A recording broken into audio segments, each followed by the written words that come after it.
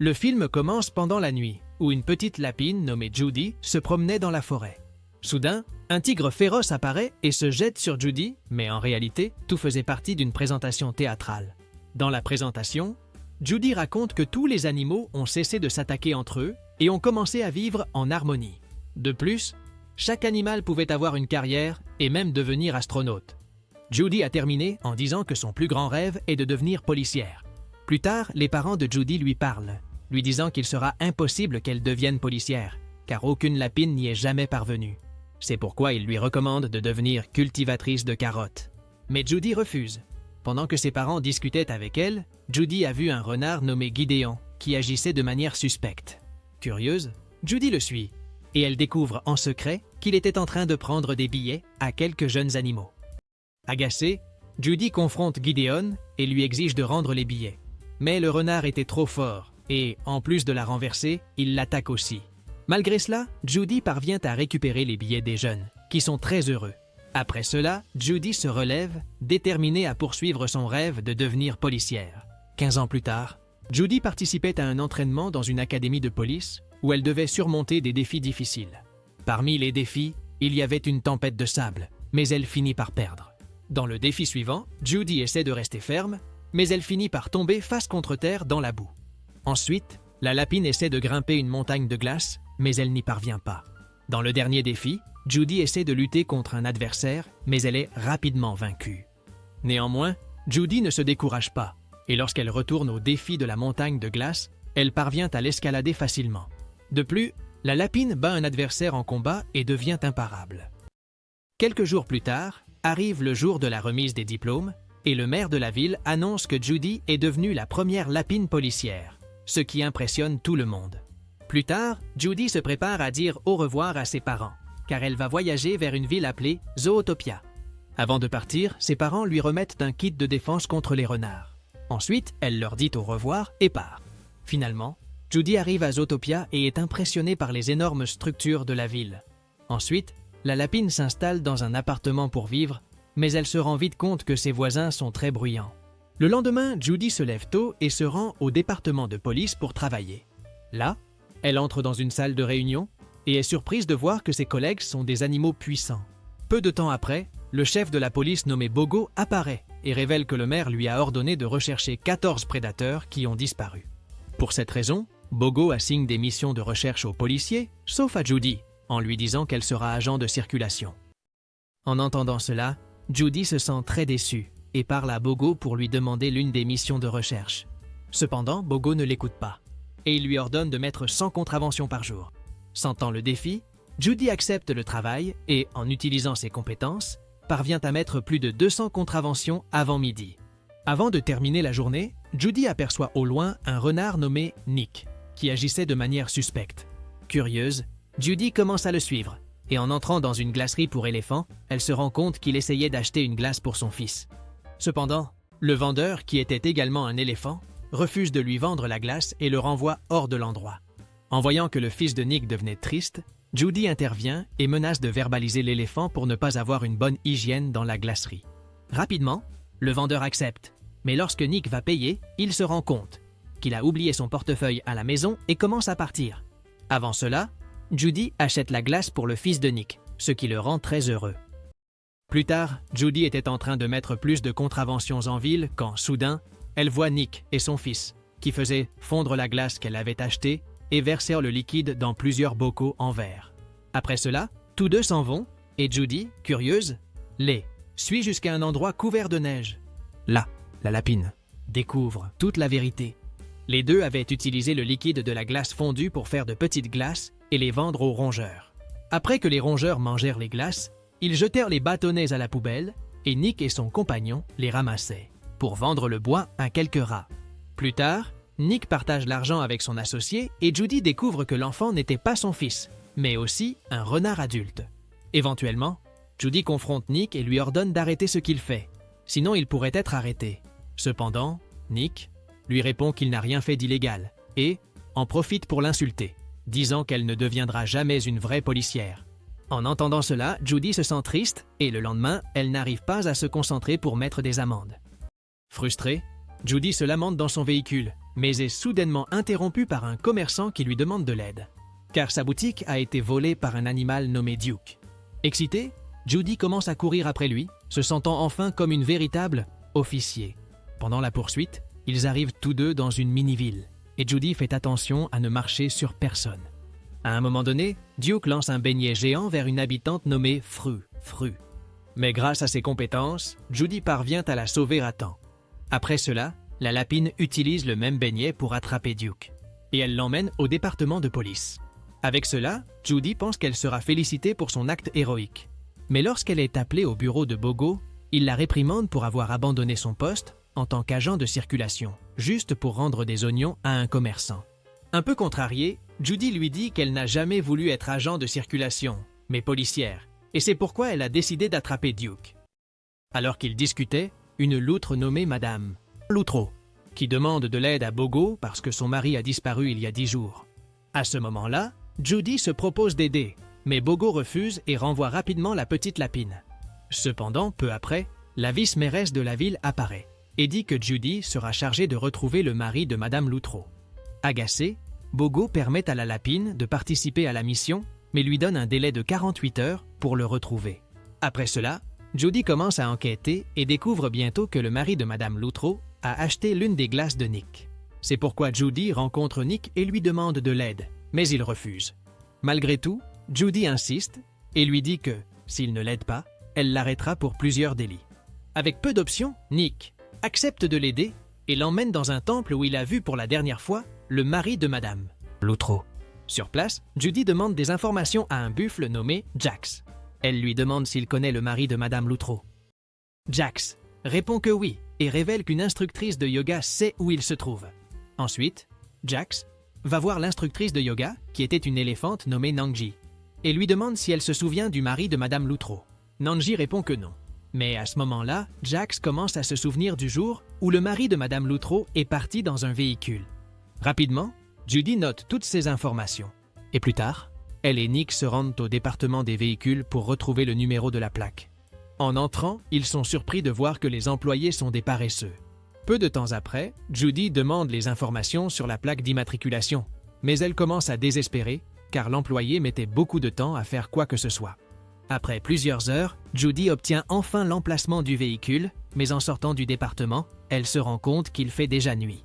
Par conséquent, Judy découvre que l'endroit où se trouvait le véhicule avait déjà fermé et n'ouvrirait que le lendemain. Néanmoins, la lapine ne se laisse pas abattre et fait irruption dans l'endroit avec Nick. Finalement, Judy trouve la plaque du véhicule et découvre plusieurs indices à l'intérieur de la voiture, y compris des marques de griffes sur les sièges. De plus, elle trouve le portefeuille de l'animal disparu et confirme qu'il a été dans le véhicule. Soudainement, Nick trouve un verre avec une lettre et se rend compte que le propriétaire de la voiture était le méchant le plus dangereux de la ville, connu sous le nom de Big. En apprenant cela, ils essaient tous les deux de sortir du véhicule, mais il était déjà trop tard, car ils sont découverts par les sbires du méchant. À ce moment-là, les sbires les emmènent à l'endroit où se trouvent Big et Nick. Ils révèlent qu'il le connaît, car dans le passé, il a essayé de lui vendre un tapis coûteux qui en réalité était faux. Plus tard, il rencontre Vic et Judy. Il croit qu'il s'agit d'un énorme ours, mais découvre bientôt la vérité. Le méchant est une petite souris. Se sentant coupable de ce qu'il a fait, Nick essaie de s'excuser, mais Vic refuse, encore plus contrarié, car ils interrompent le mariage de sa fille. À ce moment-là, Judy interrompt la conversation en disant qu'elle est en mission pour enquêter sur la disparition du mari de Madame Nutriment, et que, comme Vic est suspect, elle pense l'arrêter. Encore plus en colère, Vic ordonne à ses sbires de jeter Nick et Judy à l'eau pour qu'ils gèlent. Mais au dernier moment, sa fille apparaît et arrête les gardes, car elle se souvient que Judy l'a sauvée d'être écrasée par un donut géant. Après cela, Vic décide de les aider et les emmène au mariage de sa fille. Sur place, Vic révèle que le mari de Nutrial était son fleuriste et qu'un jour, il a mentionné qu'il avait quelque chose d'important à dire. C'est pourquoi Vic a ordonné qu'on le cherche dans son véhicule. Mais pour une raison quelconque, il a attaqué le conducteur et a disparu dans la nuit. Pour obtenir plus d'informations, Nick et Judy partent à la recherche du conducteur, qui vivait dans une forêt. Quand ils le trouvent, le conducteur raconte ce qui s'est passé, disant que ce jour-là, le mari de Nutrial est devenu sauvage et a commencé à détruire le véhicule. Curieuse d'en savoir plus, Judy demande au conducteur d'entrer chez lui, mais soudain, il commence à se transformer en animal sauvage et tente de les attaquer. Effrayés, ils essayent tous les deux de s'échapper et en chemin, Judy appelle le département de police pour demander des renforts. À un moment donné, Judy parvient à attacher le conducteur avec une chaîne, mais malgré cela, il tente de les attaquer et dans la confusion, ils finissent par tomber et se retrouvent suspendus à une corde. À cet instant, les officiers arrivent et Judy essaie de montrer au chef Bogo que le conducteur est devenu sauvage, mais elle se rend compte qu'il s'est enfui. Furieux, Bogo ordonne à Judy de démissionner de son poste d'officier, mais Nick essaie de l'aider en disant qu'il lui reste encore 10 heures pour retrouver le mari de Nutrial. De retour à la maison, Nick parle avec Judy et lui raconte que, lorsqu'il était petit, il rêvait de devenir explorateur. Cependant, ses camarades ont commencé à se moquer de lui parce qu'il était le seul prédateur parmi eux. Revenant au présent, Nick dit que depuis ce jour, il n'a jamais permis à quiconque de l'humilier à nouveau. Soudain, Nick a une idée en se rappelant que la ville est remplie de caméras de sécurité et que certaines pourraient avoir enregistré la fuite du mari de Nutrial. Plus tard, Nick et Judy rencontrent la vice-mairesse de la ville et lui demandent l'accès aux enregistrements des caméras. En regardant les images, ils découvrent que le mari de Nutrial a été capturé par des loups et emmené ailleurs. Avec cette information, Judy et Nick suivent la piste et arrivent à un bâtiment.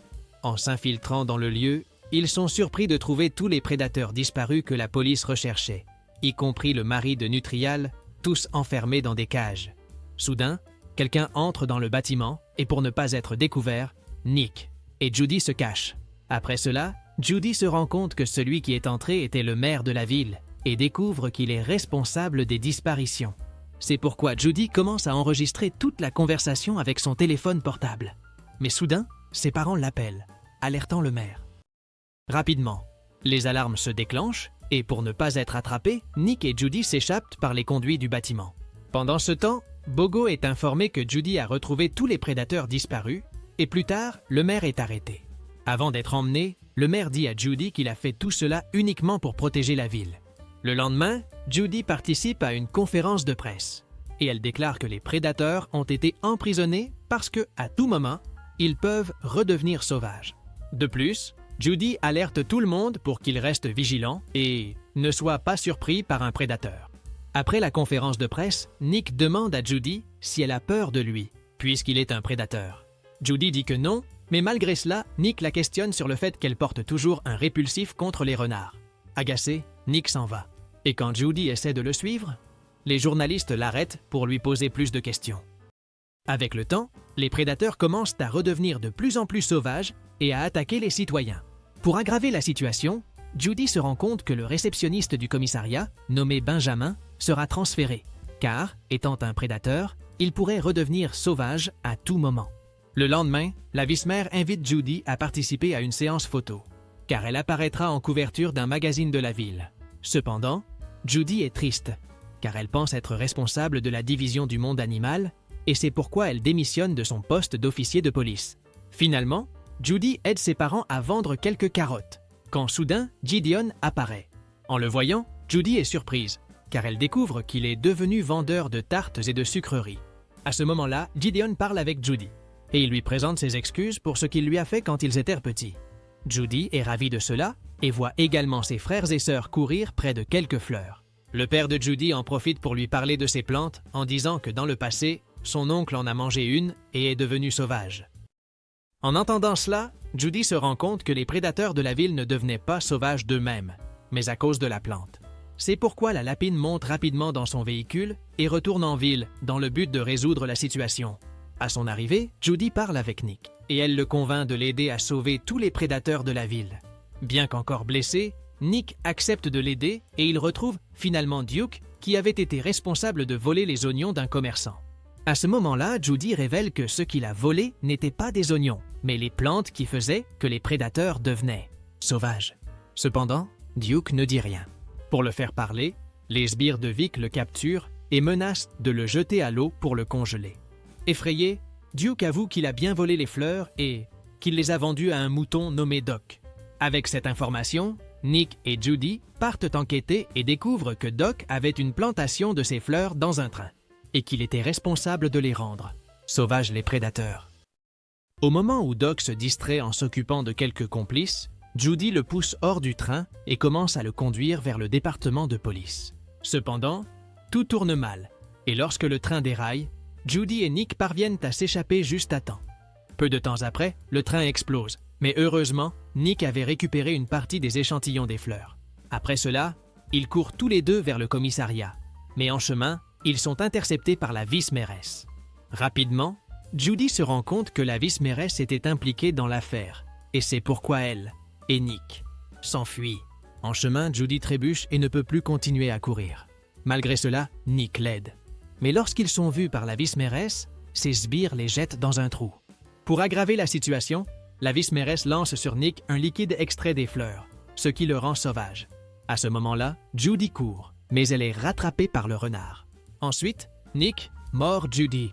Mais aussitôt, il révèle que tout n'était qu'une mise en scène, car le liquide que la vice-mairesse avait utilisé n'était que des mûres. De plus, Judy montre qu'elle a enregistré tout ce que la vice-mairesse a dit et qu'elle l'utiliserait comme preuve contre elle. Peu après, tous les agents du département de police apparaissent et arrêtent la vice-mairesse. Dans la scène finale, tout revient à la normale, car ils trouvent un antidote pour la plante et tous les prédateurs cessent d'être sauvages. Finalement, Nick devient policier et travaille aux côtés de Judy. Et ainsi, le film se termine. Si tu as aimé cette vidéo, n'oublie pas de t'abonner à la chaîne, de mettre un like et profite pour voir d'autres résumés incroyables qui sont disponibles pour toi. Je vous dis au revoir pour l'instant et on se voit dans la prochaine vidéo.